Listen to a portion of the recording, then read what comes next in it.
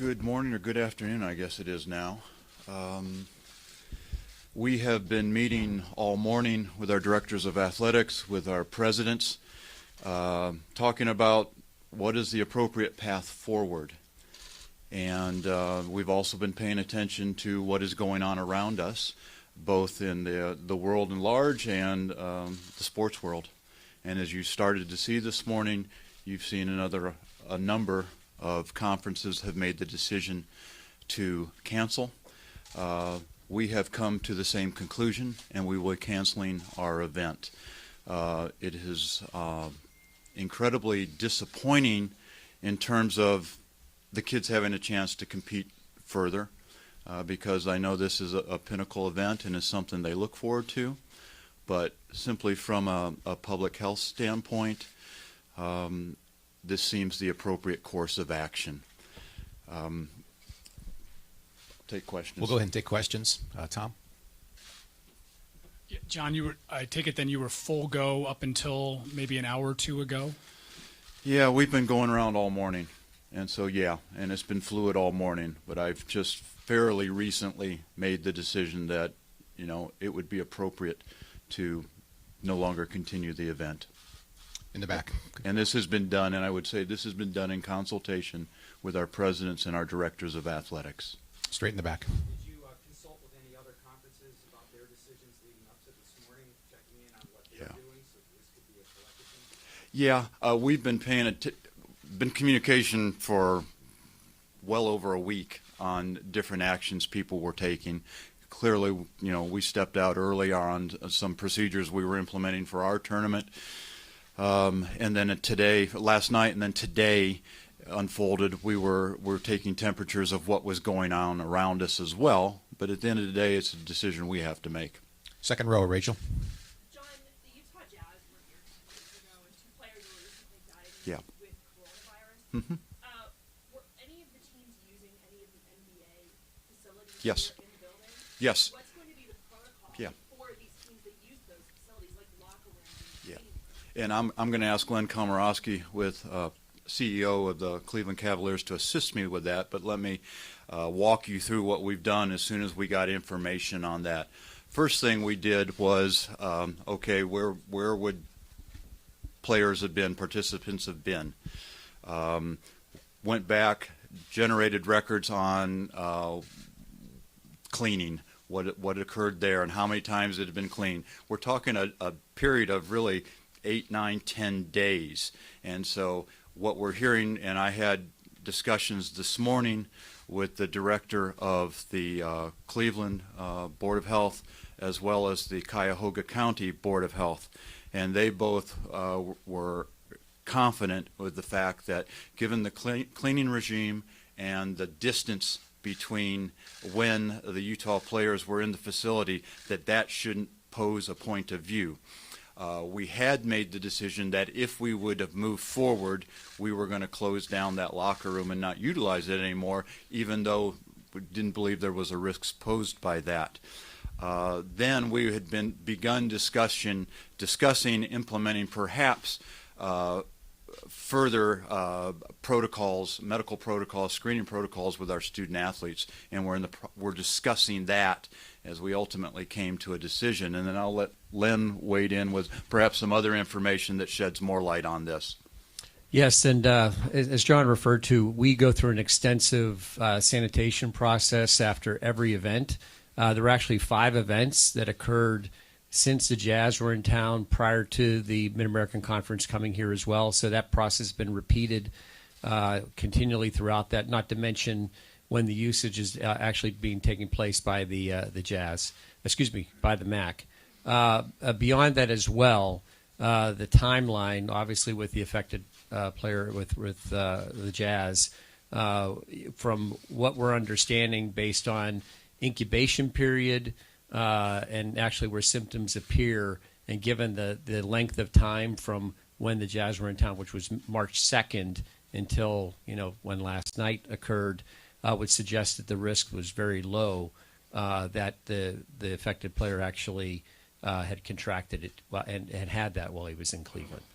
The additional point of discovery we went through was, were there any people involved in the operation of our event that could have had a direct line of contact with that player? There were none. All of our backstage people were different than what was occurring in and around the NBA event. So based on the science of it, we felt very comfortable that we were in a reasonable spot. Front row, you had a question? He's on his phone. Jason, go ahead. In regards to the NCAA tournament, what kind of conversations have you had with the nation's governing body? Yeah. Is there thought to, will that tournament happen next week?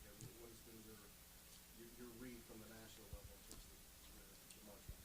Yeah, I don't have an answer on that. We have been in fairly constant communication with them. Yesterday, as planning was going on to hold the NCAA event, and they announced they would move forward with the limited spectator thing. Obviously, they were in touch with us as we are slated to host next week. One, on just general operational ideas, and then second, because we've implemented procedures in and around it, and they were looking for some feedback on how our event was going. So Jeff Bacon on our staff, who was our point person, spent significant amount of time with those folks yesterday. We have no information on what their decisions might be going forward. I would direct those to the NCAA. Just real quick, if the national tournament happens, who's the map right? Yeah, our automatic qualifiers would revert back to the regular season champions. Okay, front row. I guess historically, has this ever happened?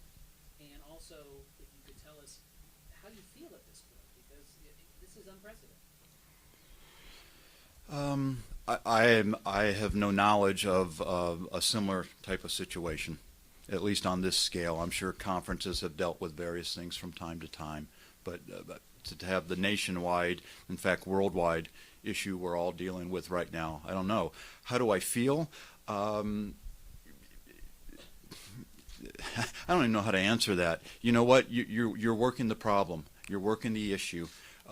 We're concerned with making sure we do everything possible to mitigate risk factors for our students and for our student athletes and for our fans and anyone interacting in and around our programs. And so that's, I don't know that I feel I'm focused on, that's the job right now. That's the job of our presidents, that's the job of our directors of athletics, and all of us involved in this enterprise.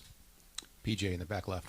John, you mentioned that the regular season winners would represent them at the NCAA tournament. Assuming that tournament does go on, will you have any say, or will you have any communications with the school as to whether or not you would want them to pull away as a result of the coronavirus, or would that be at their discretion if they want to continue to play? Well, as we move forward, I'm sure our schools will have various conversations on that. A lot of what will dictate this moving forward is, as we're starting to see, we're having state, county, city rules and regulations starting to come into play. We're having, as we're all public institutions, we're having state regulations or mandates coming down onto types of behaviors, on whether or not people can travel or not. I think all of those things will go into consideration.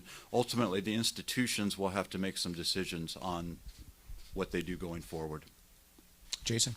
With the NBA news last night, were there any protocols instituted this morning for the two teams scheduled to play at Akron and Ohio? Were there any medical checks done? Yeah. Or any extra, protocols instituted with those two teams coming into this building this morning? Yeah, and part of the reason that we had started to implement a delay as we were starting to begin those. Our schools had been doing various checks anyway, but we were implementing a little more formalized health check where there's temperature, and I don't have in front of me the protocols of the other things that were going to occur, as well as we were going to have the athletics director or their designee visit individually with each student athlete and ask whether or not they were comfortable in competing or not. And so that we have a chance for the students to have a voice in this on whether or not they wanted to continue. So there was personal checks and diagnostic. Yeah. Now, how far down the road we were getting on that, I don't know, but that's where we were headed. If we would continue, those were going to be put in place. Hey, John, beyond basketball, have you guys made a determination Yeah. on spring sports? We have not. We had a brief discussion today, but most of the discussion was on basketball. Those discussions will continue. I hope we come to some conclusions on that within the next couple of days. Further questions? Raise your hand. Go ahead. The safety of players and fans